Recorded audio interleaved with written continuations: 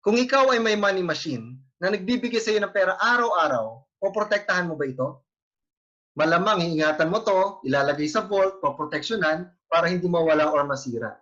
Para araw-araw, tuloy-tuloy ang pagbibigay sa iyo nito ng pera. What if sabihin ko sa iyo na tayo ay isa ring money machine? We work, we make money. We work, we produce money. But if we stop working, we stop making money. We stop producing money. At kapag nawala tayo, hindi lang tayo ang mawawala, kundi pati na rin ang money machine na bumubuhay sa ating pamilya ay maglalaho. In this video, isi-share ko sa inyo how to protect our money machine and our responsibilities with the most 18 or multiple option super term insurance by MB Life. I'm Dr. Jaime Lorenzo, your money doctor, helping you create a healthier financial life.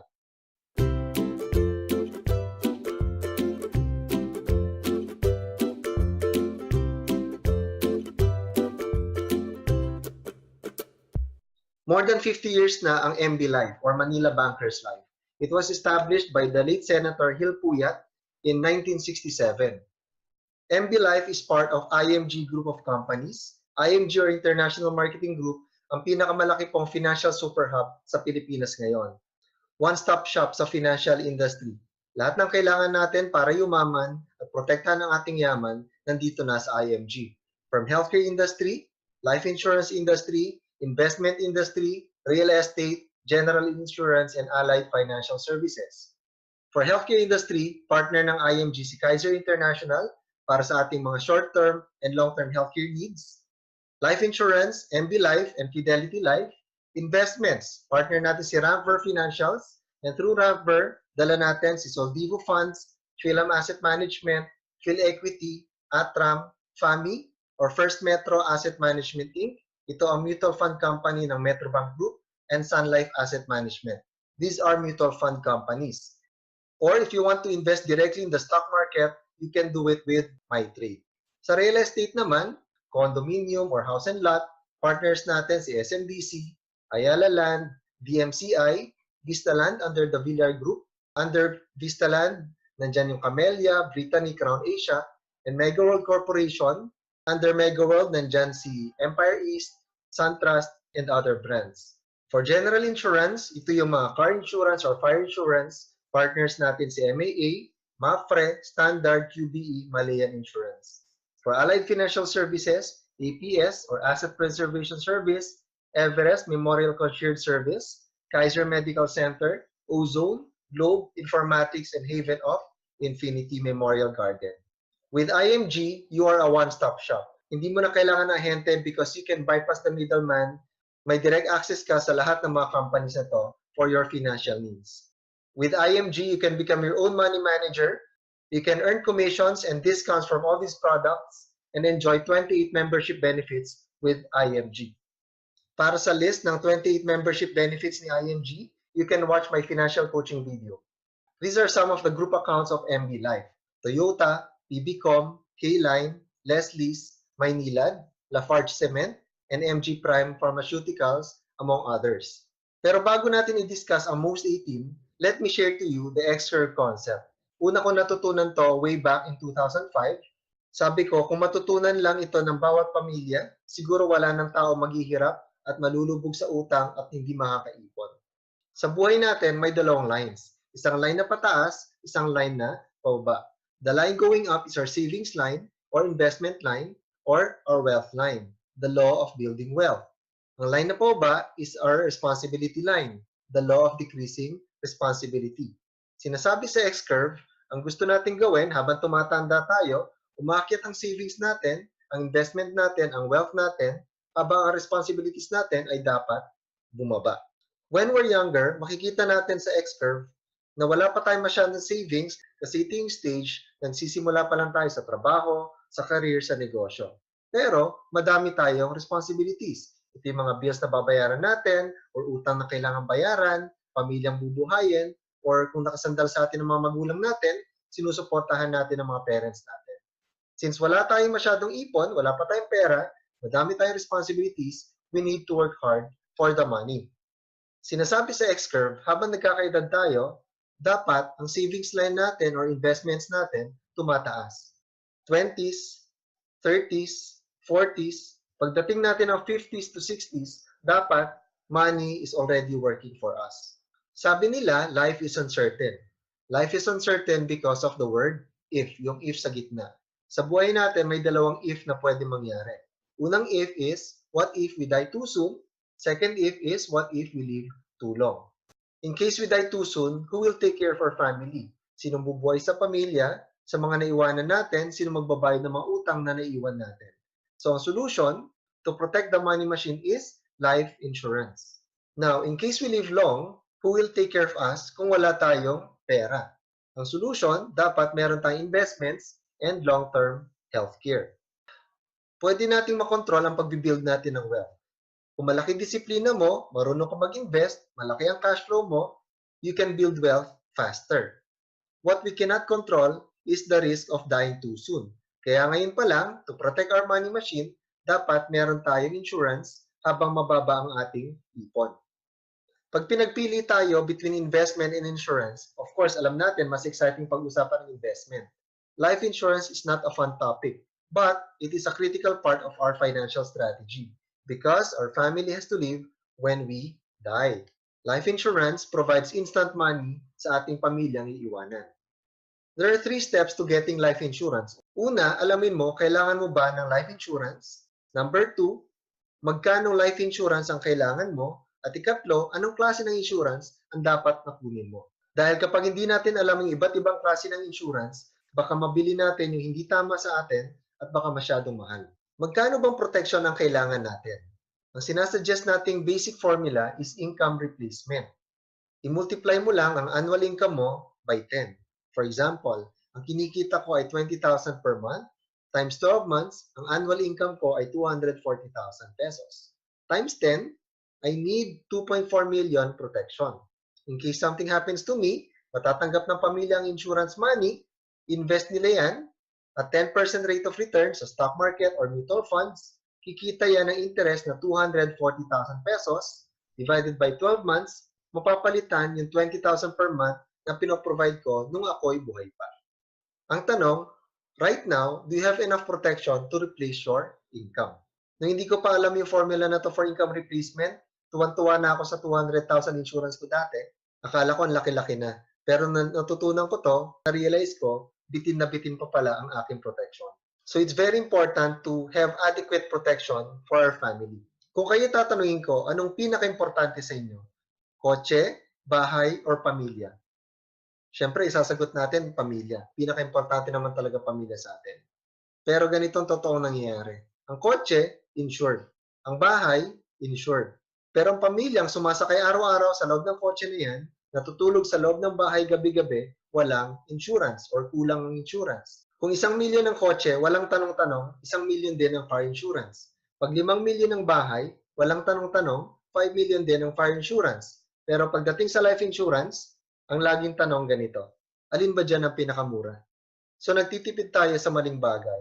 Kung pinaka-importante talagang ating pamilya, make sure tayo at ating pamilya ay fully protected din.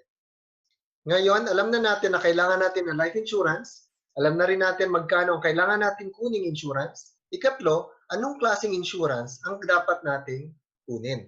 May 2 klase ng life insurance policy, bundled and unbundled. Kapag sinabing bundled protection, pinagsama mo ang insurance at investment, kaya bundled. Hindi mo pwedeng galawin ang insurance na hindi mo maapektuhan ang investment. Ganun din, hindi mo pwedeng galawin ang investment na hindi mo maapektuhan ang insurance. Bundled kasi siya, magkasama. Example ng bundled protection are whole life policy and endowment.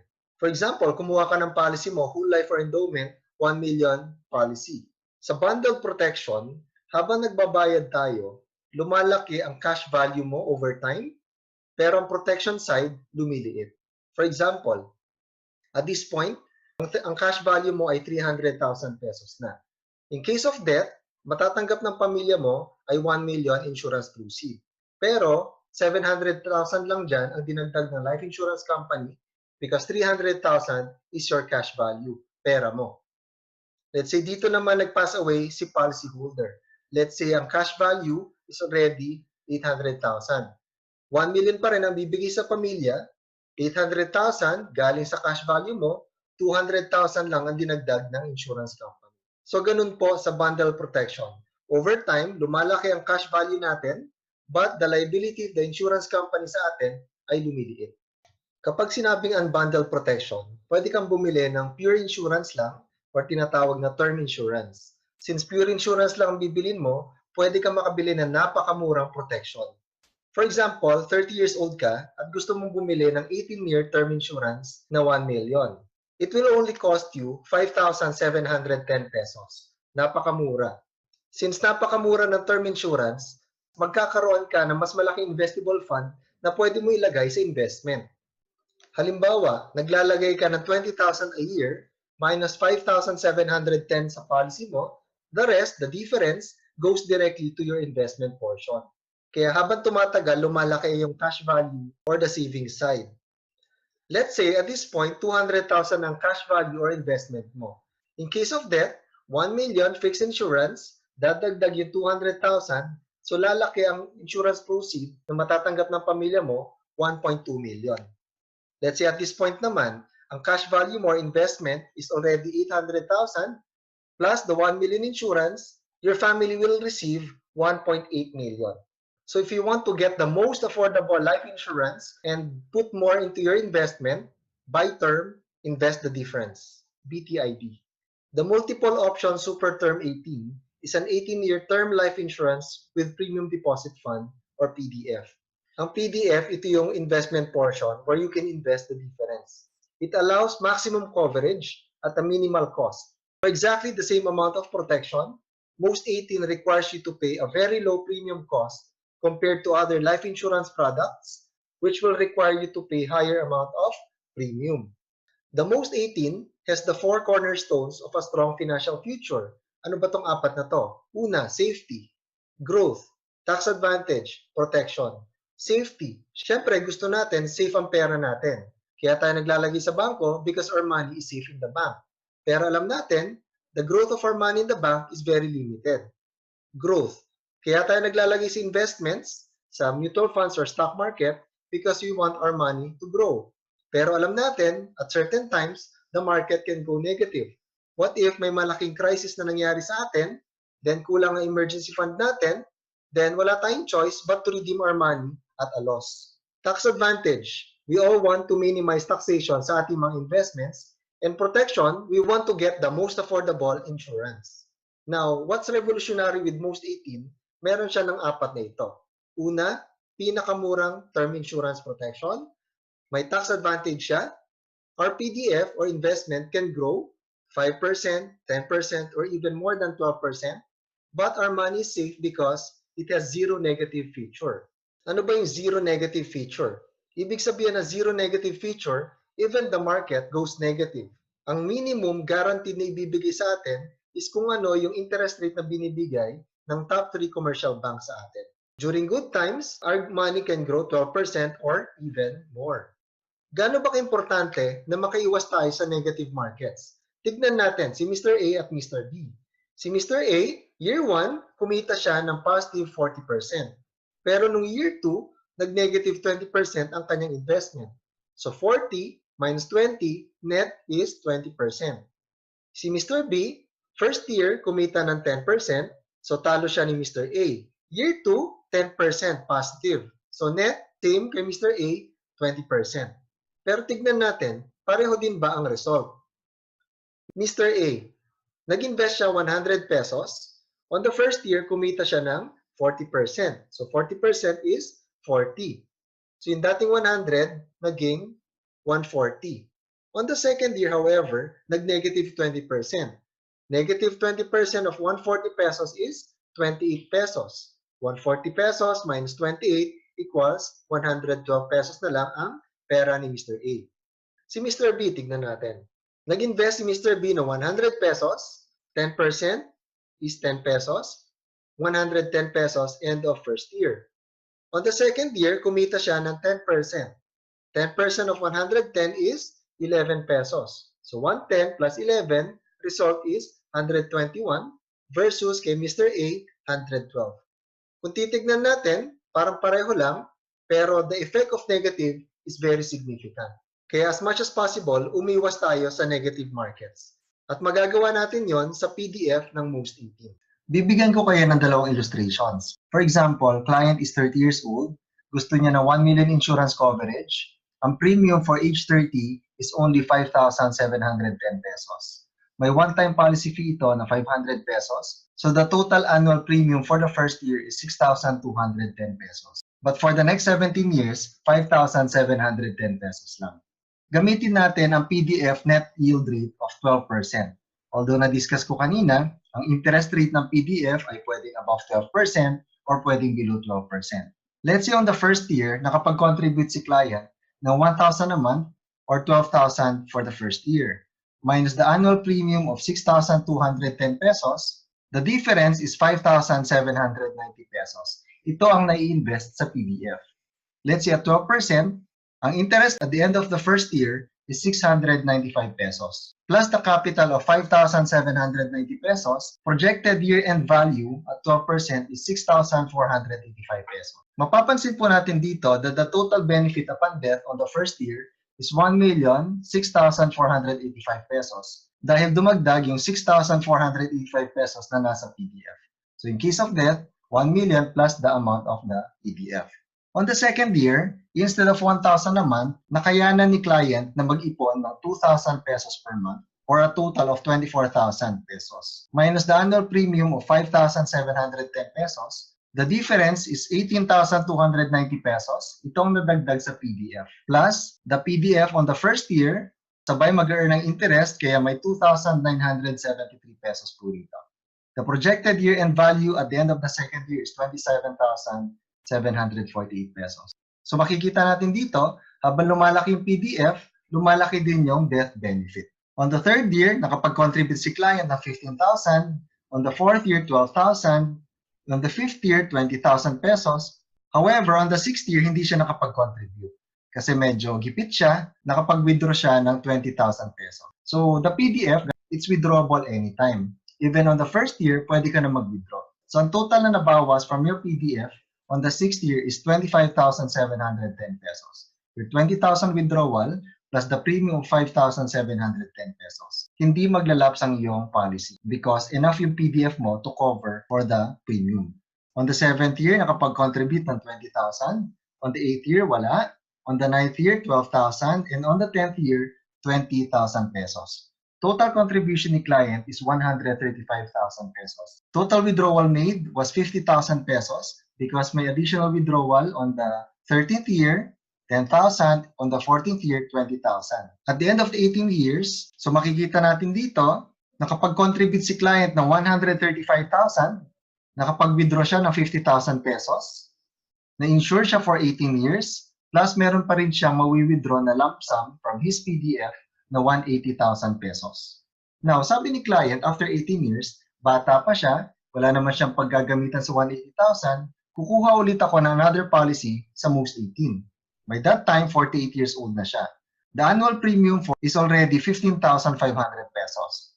Yung 180,000 niya rito, pwede niya ilagay lump sum upon application, wala na siyang idadagdag, the PDF will take care of the premiums for the next 18 years. So si client, nakapag-contribute lang ng 135,000 pesos, nakapag-withdraw siya ng 50,000 pesos, insured siya ng 1 million for the next 36 years, pagdating niya na 65 years old, may mawi-withdraw pa siya 420,000 pesos. Another illustration. Same age, same coverage, but this time, gusto ni client, insured siya, at the same time, gusto niya rin mapaaral ng college ang kanyang anak. So magko-contribute siya ng 54,880 pesos for the next 10 years. So total contribution made was 548,800 pesos. On the 15th year, kung kailan tumungtong ng college ang kanyang anak, naka-withdraw siya ng 200,000 on the first year, plus 15% inflation rate every year. On the 16th year, 230,000 pesos. On the third year, 264,500 pesos. And on the 18th year, 304,175 for a total withdrawal of almost 1 million pesos. So sa 548,800 pesos na contribution ni client, na pag-college niya ng 1 million ang kanyang anak, na-insure siya na 18 years, meron pa siyang makukuha sa kanyang PDF na 1 million pesos after 18 years. Pwede niyang gamitin to for any use. But then sabi niya, gusto ko ulit kumuha ng most 18 policy. By that time, 48 years old na siya. Nilagay niya as lump sum yung 1 million pesos. Then the PDF will take care of all the premiums for the next 18 years. And then, nung 60 years old siya, sabi nila mag-asawa, mag-travel tayo sa Europe. So nag-withdraw sila ng 500,000 sa PDF. Nung 61 years old sila, US naman, nag-withdraw ulit ng another 500,000. The following year, nag-cruise silang mag-asawa. Then another travel at age 63, 64 another travel, at age 65 another travel, for a total withdrawal of 3 million pesos. So sa contribution ni client na 548,800 pesos, napag-college niya ang kanyang anak ng 1 million pesos, nakapag-withdraw siya ng 3 million pesos sa travels nilang mag-asawa, insure siya for 1 million pesos for the next 36 years, then at age 65, meron pa siyang 2.1 million na mawi-withdraw. Advantages of Most 18. What makes Most 18 unique? Number 1, gaya na nasabi ko kanina, it is the most affordable 18-year term insurance in the market today. Number 2, higher fund value. If the market is up, you can earn 12% or even higher. If the market is negative, zero negative ka. Minimum ibibigay sa'yo kung ano yung interest rate ng top 3 commercial banks in the Philippines. Plus, zero charges. Any excess sa annual contribution na nilagay mo goes directly to your PDF, no charge. Number 3, premium flexibility. You can pay quarterly, semi-annual, annually for 18 years, or you can pay one time. As long as enough yung PDF mo, hindi maglalapse ang iyong policy. Number 4, withdrawal or no loan charge advantage. Pwede mong kunin anytime yung PDF without any charge. Sa ibang policy, pag kukunin mo ang iyong cash value, which is pera mo naman talaga, they will charge you with interest. So para ka niluluto sa sarili mong mantika. Number 5, increasing coverage. Habang palaki ng palaki ang iyong PDF, ay palaki din ng palaki ang iyong death benefit. Number 6, issue age is 5 to 60 years old. So pwede mong insure ang iyong buong pamilya. Number 7, anytime you can convert it to permanent insurance if you want to be insured until 100. And number 8, low chance of lapsation. As long as sapat ang PDF mo, it will automatically pay your premiums. These are the application requirements. Una, kailangan mong pirmahan ang application form.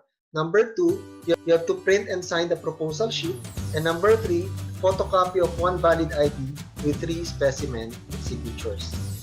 For 1 million coverage, no medical requirements. Above 1 million, may medical requirements.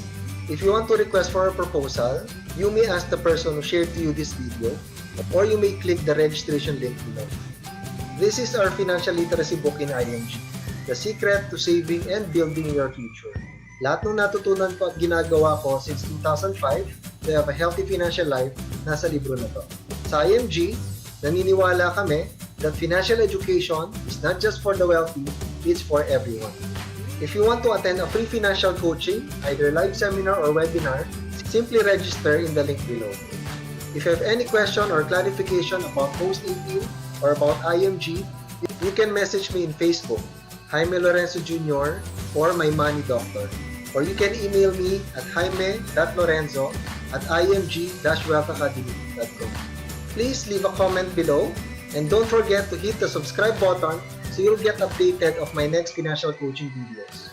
Thank you so much for listening and may you have a healthier financial life.